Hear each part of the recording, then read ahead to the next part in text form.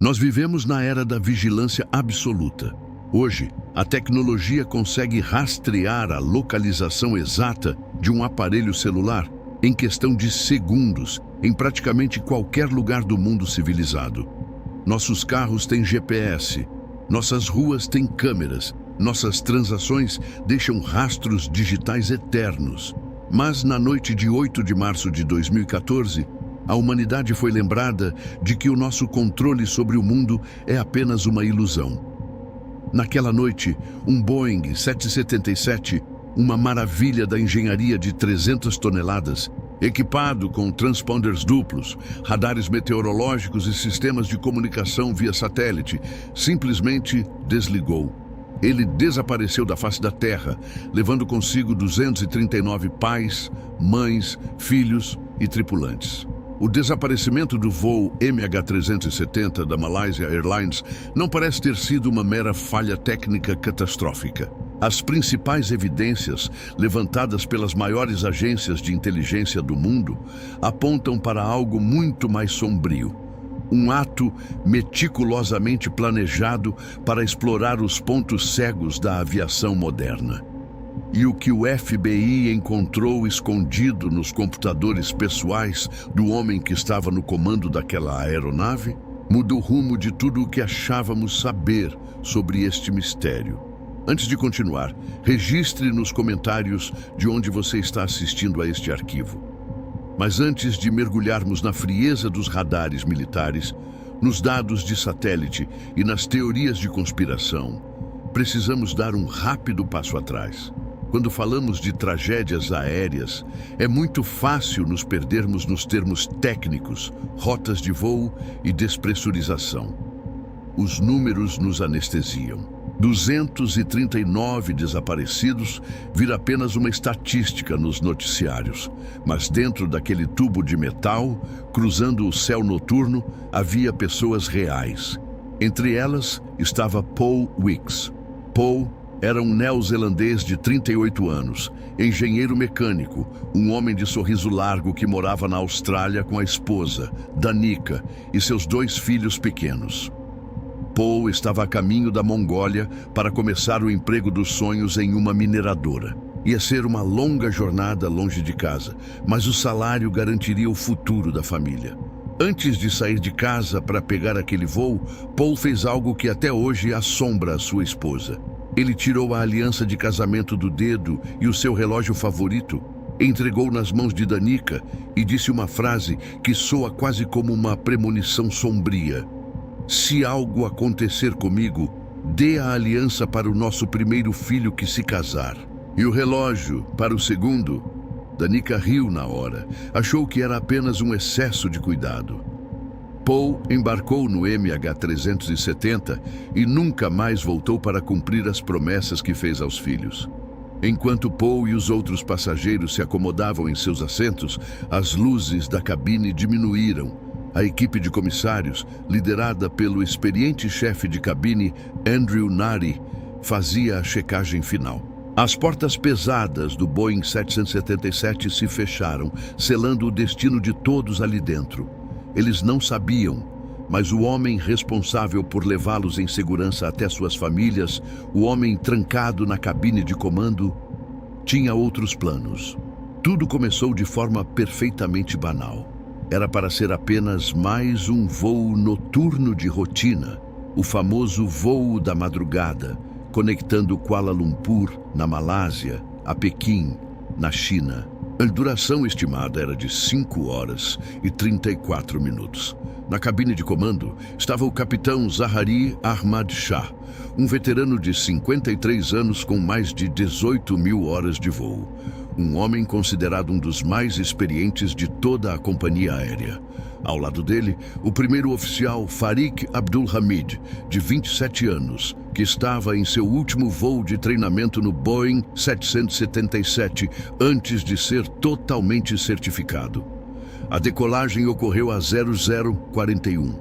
O avião subiu sem problemas. 41 minutos após a decolagem, o Boeing já havia atingido sua altitude de cruzeiro, a 35.000 pés. O céu sobre o Golfo da Tailândia estava perfeitamente limpo, sem nenhuma tempestade no radar. À 1h19 da manhã, a aeronave se aproximava de um ponto invisível no céu, conhecido como Waypoint Igari. Esse ponto marca exatamente o limite onde o controle de tráfego aéreo da Malásia termina e o controle do Vietnã começa. É uma zona de transição de jurisdição, um ponto cego administrativo. O controlador malaio entra no rádio e diz: Malaysian 370, contate Ho Chi Minh. Boa noite. A resposta que vem da cabine é calma, sem nenhum traço de estresse, pânico ou urgência.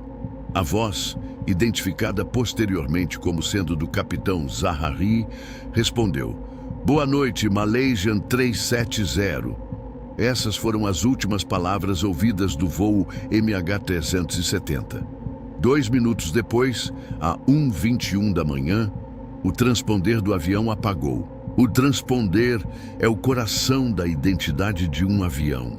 É ele que envia ativamente para as torres de controle os dados de quem o avião é, qual sua velocidade e a que altitude está voando. Sem ele, a aeronave vira apenas um fantasma na tela. O transponder não queima facilmente. E mesmo que queime, o Boeing 777 possui um sistema reserva independente. Para que ambos parassem de transmitir simultaneamente, seria necessário um corte massivo e total de energia no avião. Ou que alguém dentro da cabine girasse o seletor manualmente para a posição desligado. Na torre de Ho Chi Minh, no Vietnã, o controlador esperava o MH370 fazer contato. Os minutos foram passando. 1, 2, 5, 10 minutos. Nada. O avião não apareceu no radar vietnamita e não chamou no rádio. O que se seguiu nas próximas 4 horas foi um show de horrores de burocracia e confusão. As torres da Malásia e do Vietnã começaram a ligar freneticamente uma para a outra e depois para o Camboja, Singapura e Hong Kong.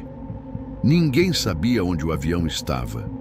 Representantes da companhia aérea chegaram a afirmar que o avião estava no espaço aéreo do Camboja, baseados em dados de voo pré-programados, mas isso era mentira. Enquanto o mundo dormia e o controle de tráfego aéreo entrava em colapso tentando encontrar um avião de 73 metros de comprimento, alguém lá em cima estava executando uma manobra que ninguém, absolutamente ninguém, previu. Assim que o sol nasceu e a notícia quebrou na mídia global, o mundo entrou em choque. A presunção imediata, a mais lógica, era a de que o avião havia sofrido uma descompressão explosiva ou uma falha estrutural catastrófica e havia caído como uma pedra nas águas rasas do Golfo da Tailândia. Imediatamente, uma coalizão internacional foi formada. Navios, submarinos, helicópteros e aviões de busca de 14 países varreram o mar da China meridional. Eles procuravam por manchas de óleo, bagagens flutuando, coletes salva-vidas. A China, que tinha a maioria dos passageiros a bordo, redirecionou seus satélites militares para tirar fotos da região. Mas os dias passavam e o mar não devolvia um único parafuso do Boeing 777. O motivo? O avião simplesmente não tinha caído ali. Quase uma semana depois do desaparecimento, o governo da Malásia, pressionado internacionalmente, veio a público revelar um segredo embaraçoso e perturbador. Os radares primários da Força Aérea da Malásia, aqueles radares militares que detectam o reflexo do metal no céu, mesmo que o avião esteja de luzes apagadas, haviam gravado algo bizarro na noite do sumiço. Os dados revelaram que, logo após o transponder ser desligado, o avião não caiu. Em vez disso, ele fez uma curva manual extremamente agressiva à esquerda. Uma manobra tão fechada que levou o avião ao limite de sua engenharia estrutural. Ele deu meia volta, abandonou a rota de Pequim e voltou a voar sobre a península da Malásia. O Boeing cruzou o país inteiro, voando em total silêncio, passando por cima da ilha de Penang, a cidade natal do capitão Zahari, e seguiu voando reto pelo Estreito de Malaca. saindo do alcance dos radares militares e entrando na escuridão do mar de Andaman, em direção ao Oceano Índico. O nível de negligência dessa revelação chocou o mundo. Os militares viram ao vivo uma aeronave não identificada, com o transponder desligado, invadir o seu espaço aéreo no meio da noite, e não fizeram absolutamente nada. Nenhum caça foi acionado para interceptação. Eles apenas observaram o ponto verde sumir da tela do radar. E foi exatamente nessa rota de fuga, ao sobrevoar a ilha de Penang, que um detalhe sombrio foi registrado. Uma torre de telecomunicações em terra captou o sinal do celular do copiloto, Farik Abdul Hamid, tentando se conectar à rede. A ligação caiu em segundos, porque o avião estava voando rápido demais, mas o aparelho estava ligado. Isso sugere fortemente que o copiloto não estava na cabine de comando. Ele estava na área de passageiros, com o celular na mão, possivelmente trancado para fora e tentando pedir socorro. Isso mudava tudo. O avião estava sendo pilotado para a escuridão intencionalmente. E a investigação criminal começou naquele exato momento. Se você quer continuar descobrindo a verdade por trás de mistérios sombrios como este e não perder os próximos documentários, inscreva-se no Arquivo 71 agora. Porque o que as autoridades descobriram a seguir desafia a sanidade. A primeira grande teoria foi a de terrorismo internacional. Aquele era um ano tenso, e a ideia de que a aeronave havia sido tomada à força para ser usada como uma arma tomou conta dos noticiários.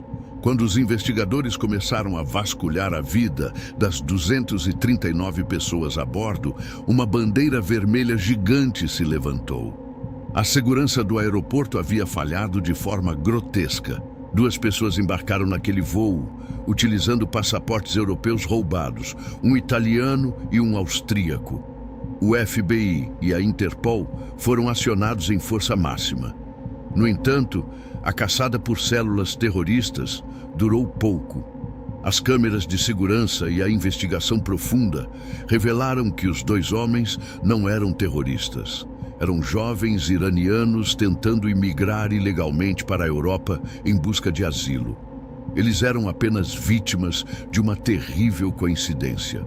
Não houve sequestro de fora para dentro.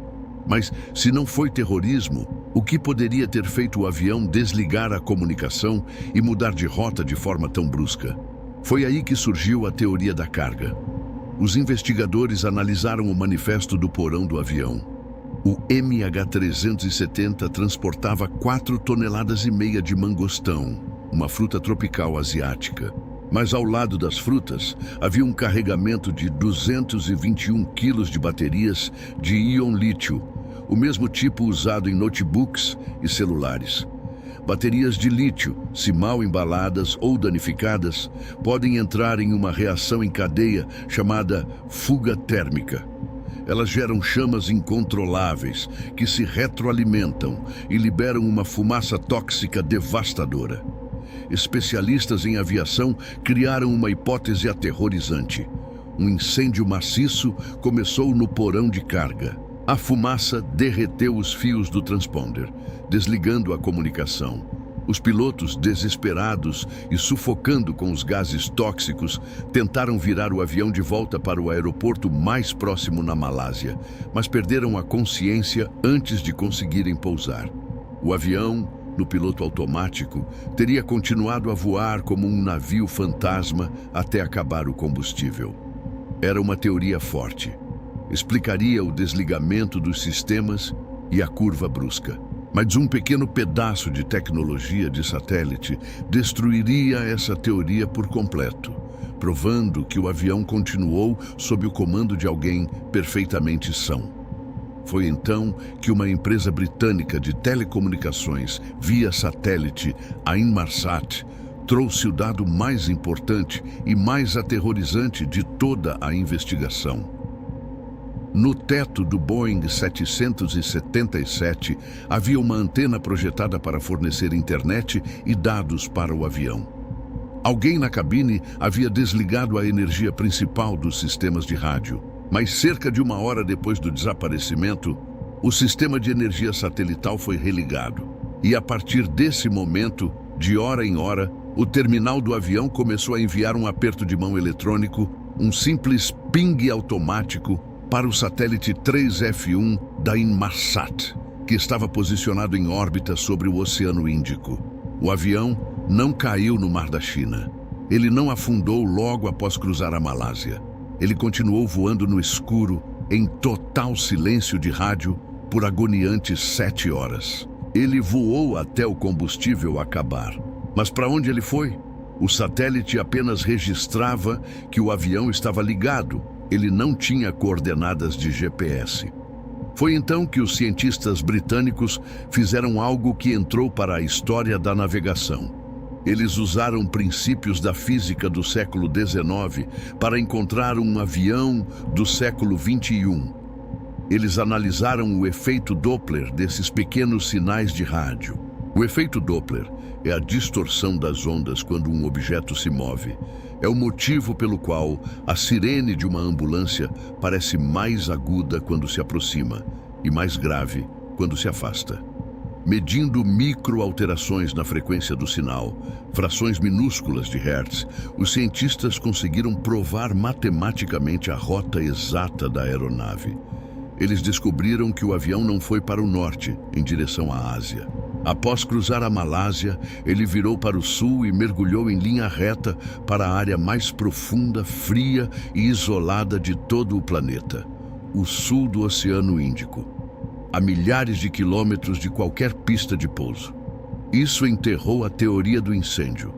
Um avião descontrolado, com pilotos inconscientes, não faz curvas precisas e não liga sistemas de satélite horas depois de uma falha elétrica. Quem pilotava o MH370 nas horas finais, rumo ao abismo do oceano, o fazia de forma lúcida e calculada.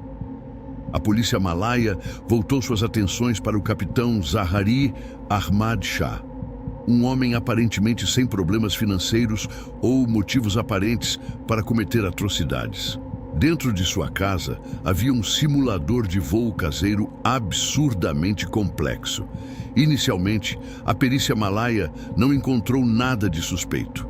Os históricos recentes haviam sido apagados, mas eles não contavam com o FBI. Os americanos assumiram a perícia dos discos rígidos e conseguiram resgatar fragmentos de dados deletados, profundamente escondidos no sistema.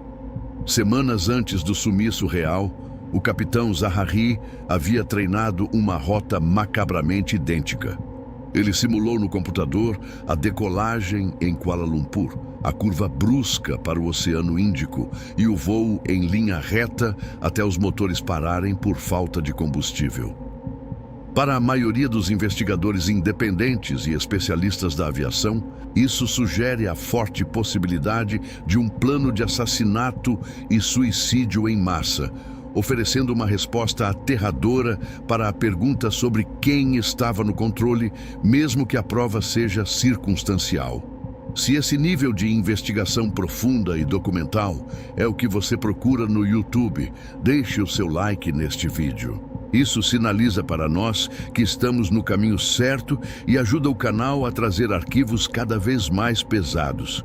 Mas por mais chocante que seja o simulador, ele abre a dúvida mais perturbadora de todo o documentário. O que aconteceu com os outros 238 passageiros durante essas 7 horas de agonia? Por que ninguém mandou mensagens pelo celular? Por que a tripulação ou os passageiros não tentaram arrombar a porta blindada? A teoria mais aceita no campo aeronáutico é sombria. Para silenciar 238 pessoas, o piloto teria usado a própria altitude como arma. Aos 35 mil pés, o ar fora do avião é rarefeito e congelante. Se o responsável pelos comandos desligou manualmente o sistema de pressurização e continuou a subir a aeronave, o ar de dentro da cabine foi drenado em questão de segundos. Nesse cenário, as máscaras de oxigênio amarelas cairiam automaticamente sobre as cabeças dos passageiros. E aqui reside o detalhe mais assustador. Um segredo da engenharia que quase ninguém sabe. Os geradores químicos daquelas máscaras de passageiros não duram o voo todo. Eles fornecem oxigênio puro por no máximo 15 minutos. Apenas o tempo suficiente para o avião descer para uma altitude respirável. Mas o MH370 não desceu. Ele continuou voando no topo do céu. Já o piloto, isolado dentro da cabine trancada, tem acesso a um suprimento de oxigênio autônomo, fornecido por grandes cilindros pressurizados, que pode durar horas. É nesse momento de terror abafado que os números voltam a ter rostos reais. Naquelas fileiras lutando por fôlego nos últimos 15 minutos de oxigênio químico, sentavam-se Muktesh Mukherjee e sua esposa, Xiaomo Liu. Eles voltavam de uma viagem romântica, com as bagagens cheias de lembrancinhas para os 2 filhos pequenos que os esperavam acordar em Pequim. A poucos metros deles, lutava pelo ar uma delegação inteira de 29 artistas, poetas e mestres da caligrafia chinesa. O membro mais velho daquele grupo de artistas tentava respirar aos 79 anos de idade.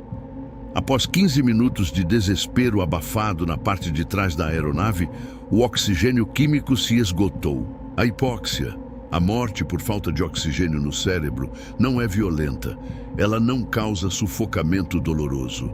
Ela causa uma leve euforia, dormência, confusão mental e, por fim, um desmaio profundo. Em questão de minutos, todos a bordo, inclusive o copiloto que possivelmente foi trancado para fora da cabine ao ir buscar um café, teriam adormecido para nunca mais acordar. Se essa linha estiver correta, quem assumiu os controles passou as últimas 6 horas de voo na mais absoluta escuridão, imerso em um silêncio sepulcral, cercado por 238 corpos inconscientes ou mortos, voando para o fim do mundo, até a última gota de querosene queimar. O sul do Oceano Índico se tornou palco da maior, mais cara e mais frustrante busca submarina da história da humanidade. Drones autônomos desceram a mais de 4.000 metros de profundidade no breu absoluto, escanando o leito do oceano, encontrando apenas cadeias de montanhas submarinas e abismos vulcânicos nunca antes mapeados. O avião nunca foi encontrado. Muitos céticos continuaram a duvidar da ciência e da matemática que apontavam para aquele local. Afirmavam que o avião havia sido abduzido ou que havia pousado secretamente em uma base militar. Mas o mar não costuma guardar seus segredos eternamente. Ele cospe a verdade de volta. Em julho de 2015, 16 meses após o sumiço, a prova definitiva lavou na areia de uma praia na Ilha da Reunião, perto da costa de Madagascar, na África. Era um flaperon, um grande pedaço estrutural da asa do Boeing 777. Ele estava coberto de cracas oceânicas, organismos marinhos que comprovaram que a peça viajou pelas correntes marítimas do sul do Oceano Índico durante todo aquele tempo. Quando a perícia francesa analisou essa peça, eles descobriram um detalhe técnico devastador. O flaperon não estava estendido na posição de pouso no momento do impacto. Muitos acreditavam que o piloto tentou pousar o avião suavemente na água para que afundasse intacto, mas a posição dessa asa destruiu essa teoria. Ela prova que no momento final, quando o combustível secou, não havia ninguém pilotando. O avião sofreu uma falha mecânica em cascata, entrando no que a física aeronáutica chama de espiral da morte, caindo como uma pedra e colidindo com o oceano a quase 1.000 km/h, despedaçando-se instantaneamente. As caixas pretas continuam perdidas no abismo gelado. O desaparecimento do MH370 destruiu nossa falsa sensação de segurança. Ele nos lembrou que mesmo na era em que a tecnologia controla quase todos os aspectos da nossa existência, o fator humano ainda é o elo mais volátil, Ele nos provou que uma pessoa determinada pode sim pegar uma das máquinas mais monitoradas e seguras já construídas pelo homem e transformá-la na ferramenta perfeita para desaparecer sem deixar rastros no abismo do planeta Terra. Se este mergulho nas entranhas do maior mistério da aviação moderna mudou a forma como você enxerga a segurança ao seu redor, certifique-se de deixar mais um like neste vídeo. O próximo caso já está sendo selecionado. Deixe nos comentários qual arquivo você quer ver aberto a seguir. Eu garanto, ele vai testar tudo o que você acha que sabe sobre o que se esconde nas sombras. Até a próxima investigação.